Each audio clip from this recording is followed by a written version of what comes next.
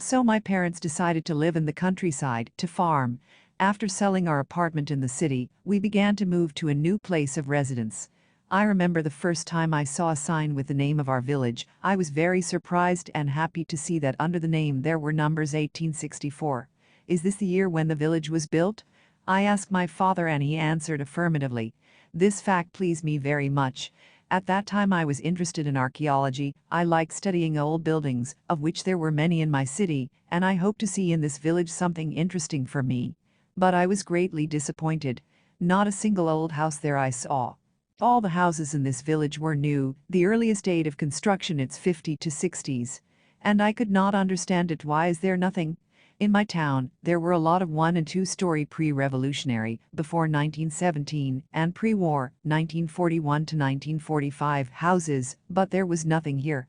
Having made friends with the local kids, I once asked them about it. They answered indifferently, shrugged their shoulders, and one answered, "All that's left of the old houses is on the last street." Where? I asked again. I didn't see anything there. Where did you look? You looked behind the garden. Indeed, there was a garden at the edge of the village. And what's beyond there? I thought it was nothing. But you'd better not go there, the oldest boy warned me. Why not? I asked. It's a bad place. Our parents don't let us go there, said another boy. What? Do you listen to your parents, where to go and where not to go?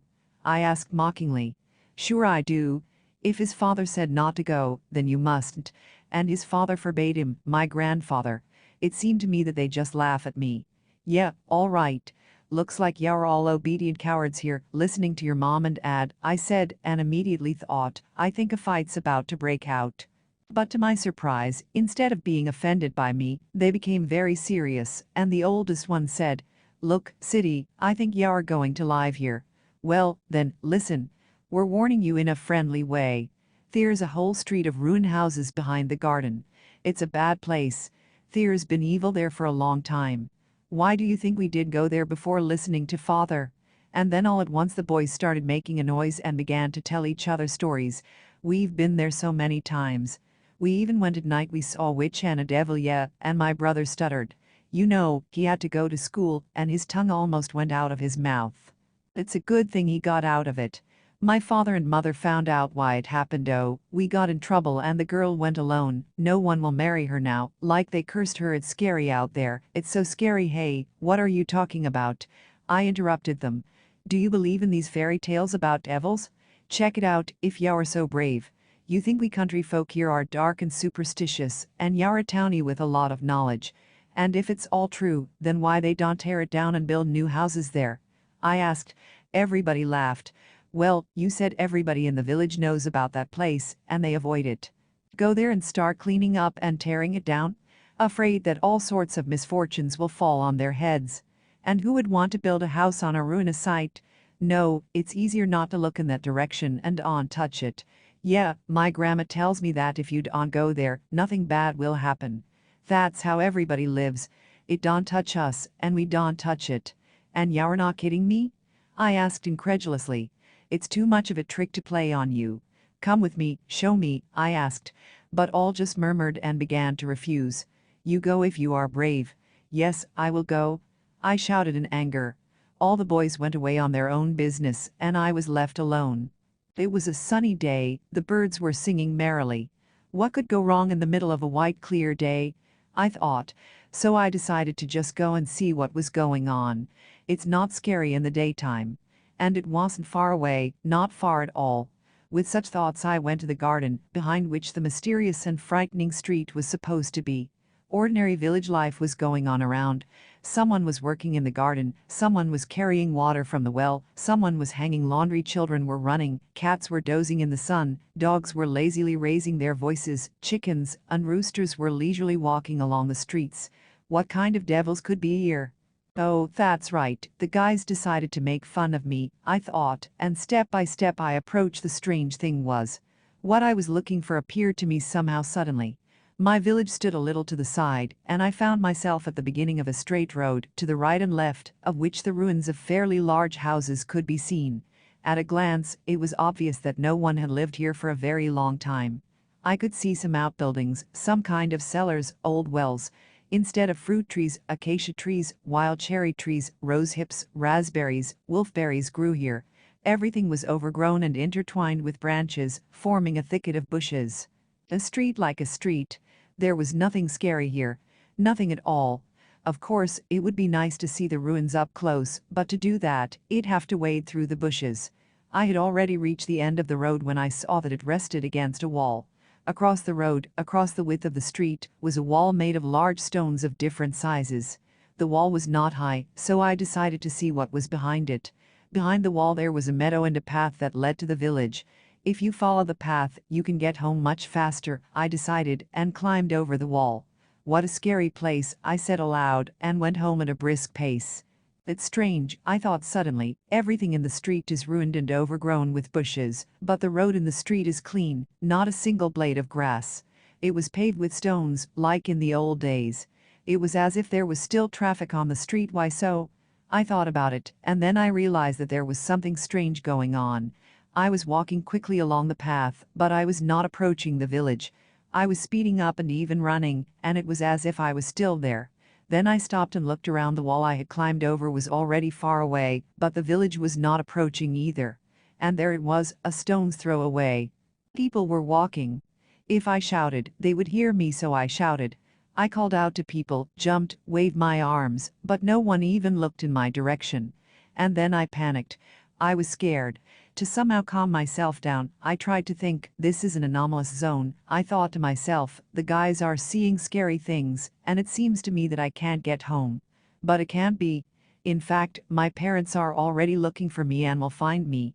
It's nothing to be afraid of. It's not winter. It's summer, it's warm. I can't think of anything to reassure myself. Then I decided to go back to the wall and come home the way I had come. But all in vain. No matter how much I walked, the wall did not come closer. So I went to see what was strange. I sat down in exhaustion on the grass and felt how tired I was.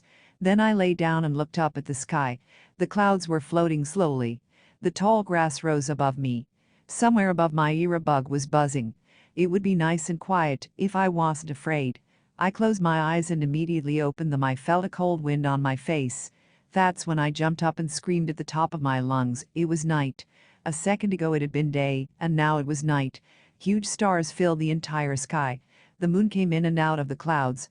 It was very quiet. It is so quiet in the middle of the night. There were no lights on in the houses of the village. Everyone must have been asleep.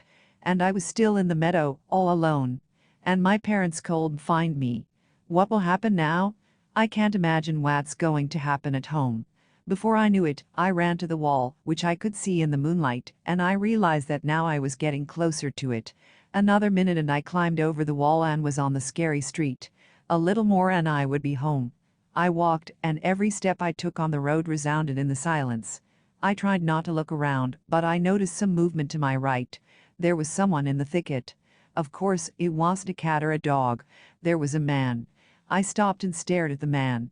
I should have run for my life. But no, it was as if my feet were frozen in fear.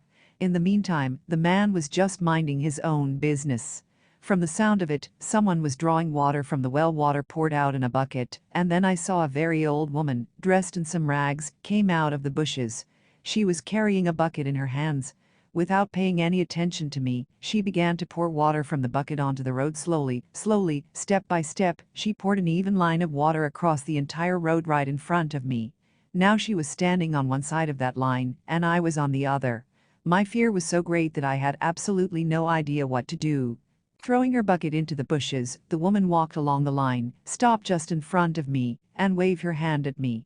I was about to run back to the meadow, but it was as if something wouldn't let me go. As spellbound I looked at this woman, old and hunched over, who reached out to me with her bony hand and told me to cross the line. And I crossed the line. Immediately I felt a fever and heard a noise. As if by magic, the houses on the street turned into their former selves and new ones. There was a fire raging in one of the houses, and the fire had already spread to the next house. People were running and screaming. And the old woman who had lured me here grabbed me by the arm and dragged me along. "Hurry, hurry," she shouted, and her voice grew younger and younger. She turned to me, and I saw a young girl in front of me.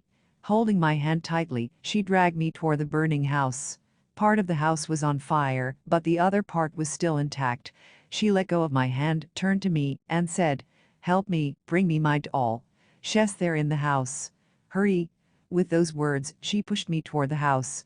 I was not sure what was going on, so I ran to the house, opened the door, and went inside. The doll was found in one of the rooms.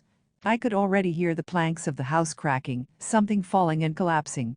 There was smoke everywhere, and it was getting hotter and hotter. The smoke was filling everything around me quickly, and I could hardly see my way out. The girl snatched the doll out of my hands, held it against her, grabbed my arm with her other hand, and dragged me away from the burning house. After a few steps, she pushed me forward, and I was back where I'd been in the old scary street, at the water line. It was a quiet night. There was no trace of the fire and the people running. And the old woman stood before me again, clutching her doll to her chest. "Ask anything you want," she said, and her voice was old and trembling. "I want to go home," I said frightenedly. "Take it as a keepsake and as a thank you." The woman held out her palm to me, on which there was a coin. "No, I don't want any money," I said. "It's not money, it's a talisman." I took what appeared to me to be a coin from her hand. It was a round metal locket. Clutching it in my hand, I said, "Thank you. Thank you. You are a brave boy." For some reason I wanted to cry, but I restrained myself. I only covered my eyes for a few seconds to hide the tears. And when I opened my eyes, I saw. It was a clear, sunny day, and the local boys were standing around, talking excitedly. "We've been there so many times. We even went there at night. We saw a witch and a devil, yeah," and my brother stuttered, "and a girl went there. No one will marry her now. She was cursed. It's scary there. Things are happening." "And why did the houses in that street collapse? Because of time?" I asked. "No, there was a fire. There was a reason for that. My grandmother told me that there was a witch living on that street, and it was because of her that the fire happened. And my aunt told me that the witch had a magic doll." "Did she play with dolls?" I asked. "No, they say that she needed the doll for magic. That's a tricky doll." "Well, we have a lot of work to do in the garden. Let's go." "Yes, and we have to go. Bye, town, see you later." The guys went away, and I was left standing alone. Everything that had happened to me, I remembered well. In the palm of my hand was a metal round locket with strange symbols I'd never seen before. And then I clearly understood the meaning of the words. That witch had a magic doll. She needed the doll for her magic. Looking in the direction where the scary street was, I saw big black crows circling in the sky. One by one, the crows came down sharply. Apparently, they flocked to the road where I had recently walked and seen an old witch cradling a magic doll. That doll was returned to the witch by me. What will happen now? Dear friends, thank you for watching.